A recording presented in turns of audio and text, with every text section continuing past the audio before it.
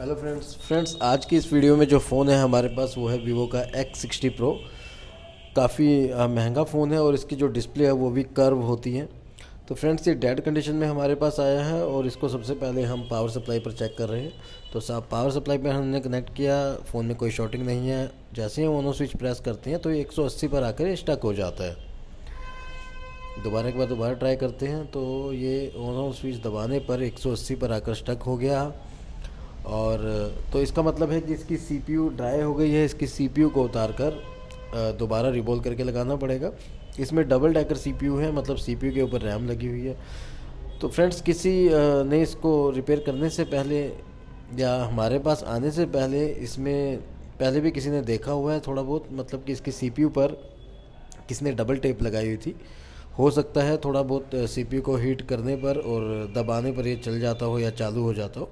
लेकिन फ्रेंड्स इस तरह से मतलब अगर कोई फ़ोन इस तरीके से ऑन भी हो जाता है, यानी कि उसको हल्का हीट कर दो या गर्म करके ऑन हो जाता है, या फिर डबल टेप लगा दें सीपीयू पर या उसको दबा दें, तो ये एक परमानेंट सॉल्यूशन नहीं है। मतलब कुछ देर के लिए आपका फ़ोन हो सकता है चल जाए, लेकिन ये परमानेंट सॉल्यूशन नहीं है। आपको इसको परमानेंट ठीक करने के लिए इसकी सीपीयू को उतार कर रिबोल ही करना होगा या करवाना होगा, तभी फ़ोन आपका प्रॉपर तरीके से पहले की तरह काम करेगा। तो फ्रेंड्स इस फ़ोन को की आईसी को उतारने से पहले हमने आसपास की शील्ड को काट दिया है और उसके सीपीयू के बगल में लगी हुई काली पेस्ट को भी हम काट रहे हैं।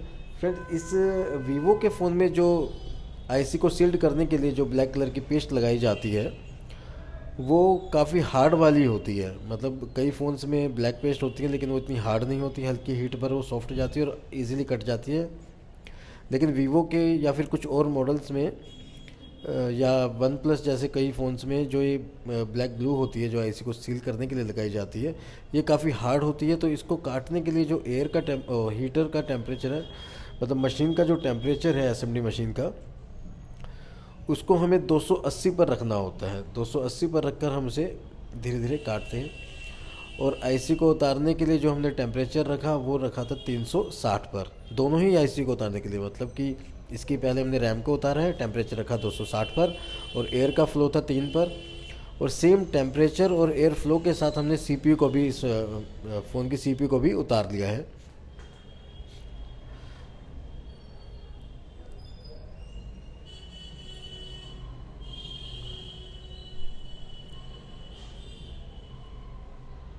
सीपीयू उतर गई है हमारी और अब बारी है मदरबोर्ड के पैड्स को साफ़ करने की।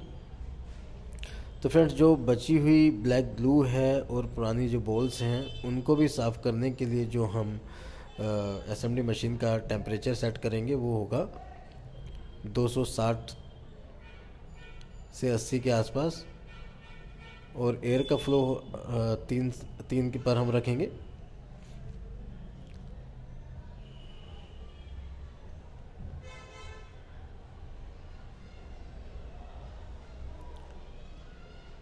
दो सौ साठ से 80 के आसपास जो टेम्परेचर हमने इसको रखा हुआ है इसको साफ़ करने के लिए, तो इतने में ये काफ़ी आसानी से साफ़ हो जाती है। तो फ्रेंड्स अगर मतलब यही जो तरीका है जो आप देख रहे हैं वीडियो में, ये सबसे बेस्ट तरीका है पैड्स को क्लीन करने का। अगर आप डिसोल्डर वायर का यूज़ करेंगे ब्लैक पेस्ट को हटाने के लिए तो आपके प्रिंट उखड़ने के चांस रहेंगे और सभी पैड्स छिल जाएंगे। जैसे कि इस आईसी में कुछ पैड्स आपको दिख रहे हैं, उनके ऊपर का पेंट उतर चुका है। लेकिन अगर हम डिसोल्डर वायर का यूज़ करते तो इससे भी ज़्यादा बुरी कंडीशन हो सकती थी। कई बार बहुत से फ़ोन्स में ऐसा होता है, इसी उतारने के बाद जो प्रिंट्स है वो उनके ऊपर का जो पेंट है वो उतर जाता है। तो फ्रेंड्स उस पर मास्किंग करना बहुत ही ज़रूरी होता है। अगर हम जैसे यहाँ आप देख रहे हैं काफ़ी सारे 3-4 प्रिंट्स हैं जो जिनके ऊपर का पेंट उतर चुका है, और अगर हम इस तरह को इसको ऐसे ही छोड़ देंगे, हालांकि वो सारे प्रिंट एक ही हैं, मतलब कि अगर हम उनको ऐसे ही छोड़ देंगे तो होगा क्या कि जब हम आईसी को लगाएंगे तो आईसी लगाने के टाइम पर या तो हम आईसी को बिल्कुल ना हिलाएं, सीधा का सीधा लगा दें।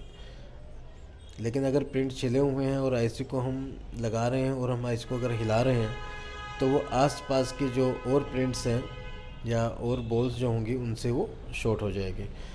तो सबसे मतलब कि अगर आप चाहते हैं कि काम एक ही बार में ही ओके हो तो आपको इन प्रिंट्स को कवर करना ज़रूरी है मास्किंग ग्लू की हेल्प से। बोर्ड का काम हमारा कंप्लीट हो चुका है, उसको हमने यूवी लाइट के नीचे सूखने के लिए रख दिया है। अब तब तक हम आईसी को क्लीन कर रहे हैं। सेम तरीका, सेम टेम्परेचर आप एग्जैक्ट 260 पर रख सकते हैं। इसके लिए मदरबोर्ड पर आप 260 से 80 ले आ सकते हैं। फाइनल क्लीनिंग के लिए ही हम डिसोल्डर वायर का यूज़ करते हैं। जो मेन क्लीनिंग है उसके लिए हम मशीन से ही ब्लैक पेस्ट को हटाते हैं। तो फ्रेंड्स, आजकल की कई सारे फ़ोन्स में आपने देखा होगा कि सीपीयू के ऊपर भी कुछ कैपेसिटर्स लगे होते हैं, 3-4, कई बार तो मैंने 8-8 कैपेसिटर्स तक देखे हैं।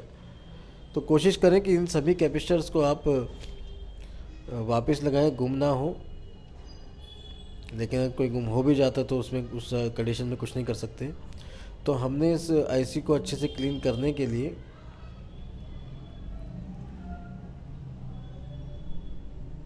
सभी कैपेसिटर्स को पहले हटा लिया था और हमारे पास इसकी जो स्टेंसिल है आईसी रिवॉल्व करने के लिए जो जाली है वो सेम है। तो सेम जाली का ये फ़ायदा होता है कि आईसी कितनी भी बड़े साइज़ की आईसी हो इजीली रिवॉल्व हो जाती है।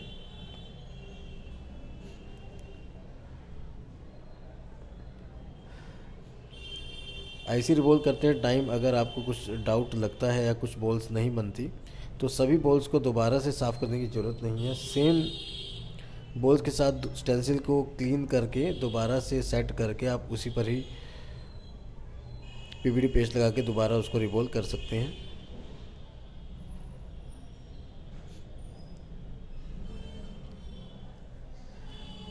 कुछ बॉल्स हमारी छूट गई हैं। कई बार क्या होता है कि पेस्टेड आईसी को उतारते हैं तो इन प्रिंट्स पर कई बार जो ब्लैक पेस्ट होती है उसका कार्बन लगा रह जाता है, जिसकी वजह से कई बार उस पर बॉल्स नहीं बन पाती। तो उसको दोबारा से स्क्रैच करके या तो आप बॉल्स ही चिपका सकते हैं दोबारा स्टेंसिल में सेट करके,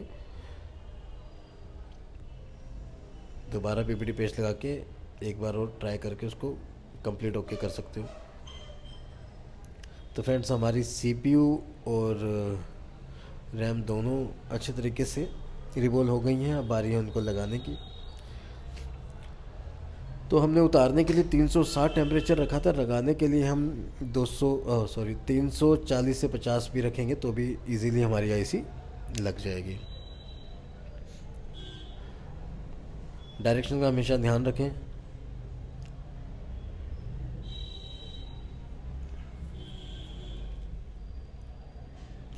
लगभग 40 से 50 सेकंड तक गर्म करने के बाद हम इसको हल्का सा साइड से और ऊपर से हिलाएंगे।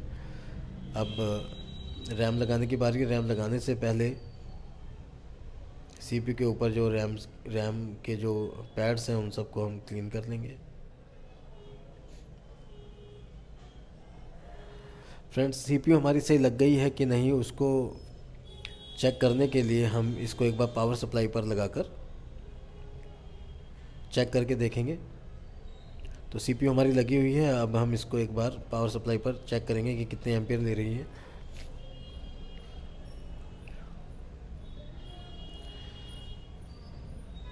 तो फ्रेंड्स, जैसे ही हम सीपीयू को मतलब बिना रैम के सिर्फ सीपीयू ही हमने लगाई हुई है और हमारा जो ये मदरबोर्ड है ये 200 से 300 तक एम्पियर लेकर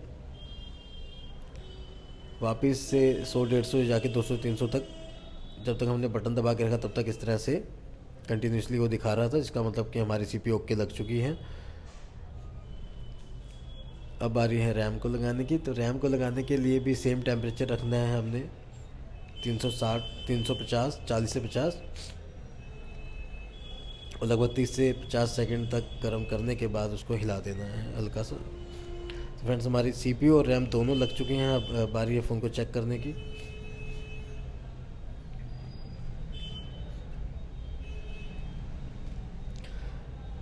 तो फ्रेंड, फ़ोन बिल्कुल बंद था, और उसको हमने पावर सप्लाई पे चेक किया।